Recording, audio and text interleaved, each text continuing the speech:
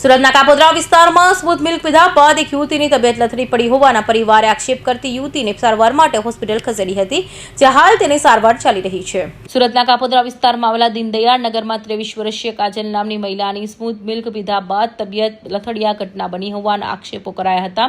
મહિલાના પરિવારે આક્ષેપ કરતા કહ્યું હતું કે સ્મૂધ મિલ્કમાં ગરોળી જેવું હતું જોવા મળ્યું હતું।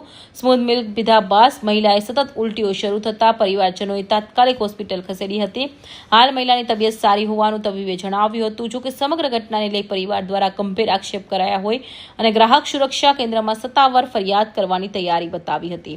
कैलाशभाई विनुभाई भोजैया। कैलाशभाई શું ઘટના બની હતી? ઘટના એવી બની છે કે દુકાને ફ્રૂટી લેવા ગઈ હતી છોકરી માટે, નાની છોકરી માટે પીવડાવવા, અને એને પીધી, એમાંથી અંદર કંઈક એવું વસ્તુ નીકળી કે છોકરી એને કંઈક થવા મળ્યું અને એને દવાખાનામાં એડમિટ કરવી પડી। શું નીકળ્યું હતું? એમાં ફ્રૂટીમાં એવું લખ્યું ગરોળી જેવું અંદર કંઈક નીકળ્યું છે અંદર।